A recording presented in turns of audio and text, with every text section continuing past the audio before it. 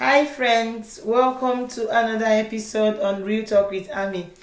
I'm so excited about today's own episode because I think this is super timely. Yeah, so this is New Year. This is literally like the third day of January. And I can guess what everyone is up to right now. So I think a lot of people are currently trying to, do the new year, new me, new year resolution and stuff, trying to start afresh, trying to cut off people, trying to, gatekeep their space and, set new boundaries. As much as all of those things are exciting, I'm here to bring a new perspective to all of these things. So the title of today's podcast is A Clean But Not a New Slate, 365 odds.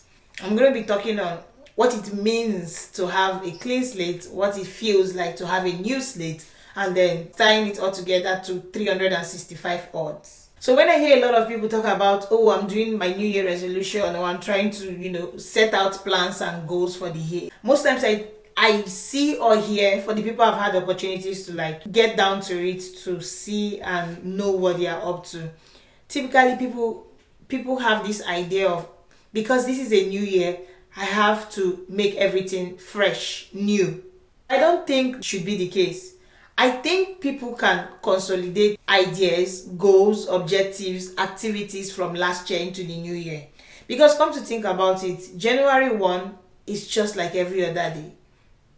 Coming into the new year doesn't mean that all of your past experiences, your lessons, your regrets, your mistakes, your plans, your goals, everything you've been up to. Rather, most often than not, we see that most of the activities or everything we've been up to from the previous year kind of catches up with us in the coming year.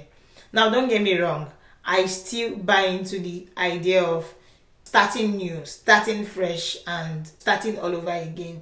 And that's what we're going to be diving in today. So when we talk about starting clean, what does that feel like? So I'm going to use a simple analogy. So when you say you want to clean your house before the new year, or just typically when you want to do cleaning up the house weekends or whenever, you agree with me that you don't start by taking out everything in the house completely, like you got a new apartment and then cleaning up everywhere, except you're doing a deep cleaning, or even for time when you have to do a deep cleaning. People typically do not have to empty the house completely and then clean up and then get new furniture and items into the room again. Instead, what we typically would do is try to take out things that no longer serve. When I think about New Year resolution, that's what comes to my mind, rather than let go of everything that I've been up to or that has served or kind of brought me to the person I am today. A clean slate for me for a new year would be like a mental decluttering first. So that feels like forgiving past mistakes, forgiving yourself, forgiving others, identifying and replacing bad habits or some unhealthy routine with new and healthy routines. So think about it like clearing out the old junk to make space for better things. So that is how I think of a new year. But most times, a lot of people would tend not to think this way. So I think a new year is not a new slate. A new year can never be a new slate. I say this because in 2026, you're still in the existing house as you were last year, except you had to do a move, right? So a new slate typically will feel like demolishing the old house that you're in or you were in the previous year, still using the house analogy. So it's like, oh, I don't want to be in this house anymore because this is a new year. I want to move to a new house because I want everything to be new and I'm starting afresh.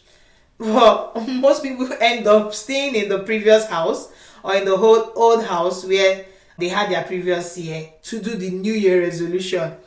I hope this analogy helped. It's like, just in general, you can continue from where you had stopped the previous year, but with a new different perspective. So what are those perspectives? Those perspectives are going to be, what did I do last year that I can do differently this new year? What are those things that didn't serve me in the previous year that I have to, take out and set boundaries on? What are those things that served me last year that I can better in the coming year? What are those things I had wanted to do in the previous year that I was not able to do, or I was able to do to an extent? And how do I, go all out in this year?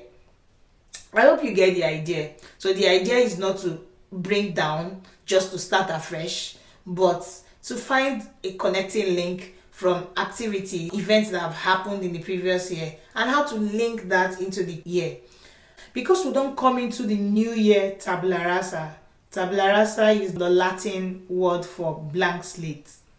It's kind of difficult to start on a new slate. I don't know if that makes sense. So I mean, because we don't come into 2026 blank, new, without any perspective. We come into 2026 just like every other day. So it's hard, or it's kind of doesn't make sense to say you're starting on a new slate. Instead, I think this is a call for everyone to take time to reflect on past experiences, past events, goals, things that served in the previous year. Try to kind of differentiate between events and activities that served in the previous year and the ones that did not. For the ones that did not, you can cut or take those out, and then the activities or the lessons learned from the previous year can inform the activities or everything you would want to do in the new year. And I also think leveraging on strength from previous year can help to make the new year even better.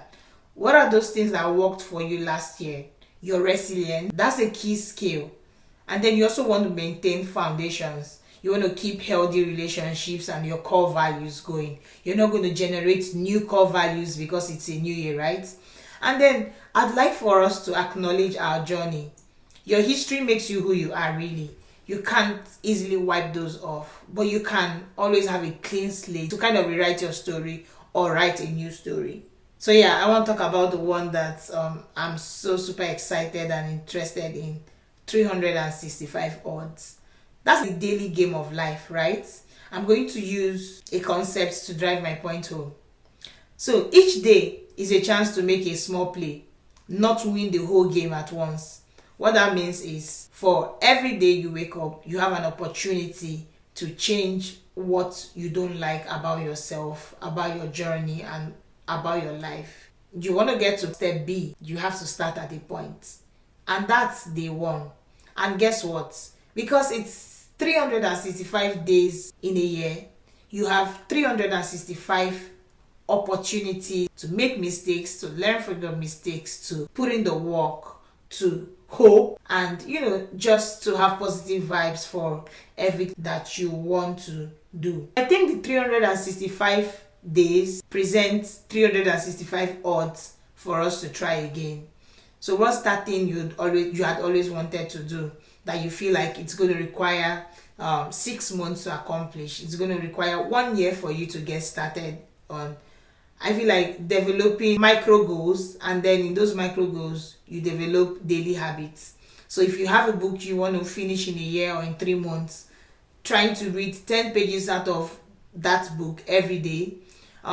If you're trying to achieve a certain body goal, stretching for 5 minutes as against trying to impress yourself in the gym for 2-3 days and then going MIA for 3 months is going to be helpful.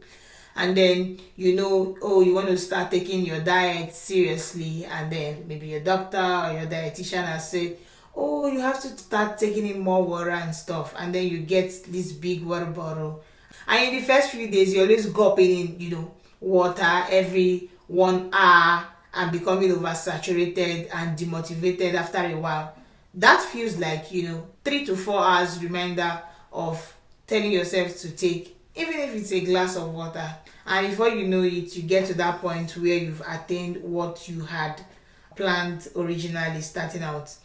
And I encourage every one of us to focus on process, not just outcome. The daily efforts are your odds, really, and those are the odds that build success. Understanding your odds is also very important. So your energy cycles, when you are usually super motivated to do stuff, what does that look like for you? Are those like early on in the week or later on in the week as well? What are your strengths? Are you able to utilize your strengths better in the new year based off of your experiences of what you had done previously in the past year? And what are your temptations as well? What are those your non-negotiables? What are the things that stop you, obstacles? So these are the questions you are asking yourself already, I'm sure, or you should be asking yourself. What are those things that stopped me in the previous year? How can I use those to inform how I make decisions, my choices in this year? So I'm just going to give a little insight into what I've been doing consistently, I'd say for the past 10 years, if I'm not mistaken. So typically towards the end of the year or the early days of every year, I take time to sit down and reflect on the events that have happened in the previous year. Because I have like a roadmap or I have like a plan from the previous year, I genuinely will go through different sectors of my life. I try to score myself on things I had planned to do for the year and how much I was able to do those things. So these things cut across finances, personal growth, career, academics, spiritual welfare, community, and then of course friends and family. Just generally every area of your life that you think you want to progress on. Taking time to sit down and systematically itemize things, think deeply. It may take 3 to 4 hours to get through stuff. Most times I even go halfway and then revisit in the coming days or the next day, depending on how much mental capacity I'm able to carry through for that particular time. No pressure, but I think this has been a proven strategy that has worked for me over these couple of years. So taking time to reflect on everything that happened in the previous year, and then being gracious to myself for the ones I wasn't able to complete or get through to, and carrying over those ones into the new year. Emphasis on carrying them over from the previous year into the new year. Now, does it mean that if I planned to do, for example, item X, and then in this new year I think that item X no longer fits into my life, must I carry it over into my new year? No, that's not what that looks like. So, but having a mental picture of what you had wanted last year most times can even help you to see how much growth you have attained over the past year. So imagine going through what you had wanted in the previous year, and then you say to yourself, oh, these are not the things I really want anymore. And also, I'd like to also suggest something that's really helped me in the past couple of years as well: journaling. I usually would find time to scribble down things that had worked for me or key events that have happened in my life at the time. I mean, I'm not saying coming back home every day from your busy schedule and then sitting down to write an narrative essay of how your day had been, but just once in a while, or tell yourself, every time I have a very significant thing happen to me, taking time to sit down and write down those things can really be helpful. Because in the coming year, when you sit down to do like your yearly plan, going back to what you had written in your journal or things you had written for your year plan and seeing how much you've grown can kind of help you build stamina for the coming year. Because if you're able to look back and see how much effort you've put in, you can tell yourself that if I'm able to do this in year X, so in the coming year, I believe I'll be able to do X plus 1. So guys, this is a call for you to take time to create a clean slate for yourself for the coming year, not necessarily a new slate, and a reminder that you have 365 odds to make that thing you really want happen. Okay, so this is 3rd January. Maybe not 365 odds, 362 odds. Well, yeah, that's a whole lot of probability and chance to make life happen for you the way you want. So we've all agreed that we're not starting all over again. Rather, we are upgrading with wisdom. So choose one thing to clear out and one daily habit to build in. I mean, it's fine if you're not able to figure everything out and what you really want to take out or how the coming year is going to be for you. Just embrace messiness, the ability for you to just put your mind together in one space and kind of map what you want to do in the coming year. Being able to tell yourself, oh, I'm sure these are things I'm going to do in the next couple of months is super helpful. And then one thing I want you to do is also to zoom in into those months and tell yourself, oh, these are the things I'm going to be doing weekly to kind of propel me to what I want to achieve overall in the next 1 year. Also, I want to leave you with this final thought. The best year is not always about a perfect slate, if you agree with me and reflect on, all of the years and experiences you've had. But it's about consistently playing the odds with a clean heart and mind. It's about embracing what's out there with optimism and hope. And I'm also going to leave us with this sweet quote from Aristotle. It says, "We are what we repeatedly do. Excellence, then, is not an act, but a habit." So what are those habits you're genuinely, consistently going to include into your routine this year? I'm interested to know. You can type in the comment section so we can all brainstorm together and learn from each other. Yeah, thank you guys for listening to today's episode on the Real Talk with Ami. I'm so excited for everyone that has stayed to this moment. Please take out 30 seconds of your time to subscribe to all of our channels: Apple Podcasts, Spotify, YouTube, Instagram. They are all Real Talk with Ami. Please turn on the notification bell as well. Like, share to your friends as well. This year, no gatekeeping, because we all want to grow together, right? So till I come your way next time, thank you guys and bye.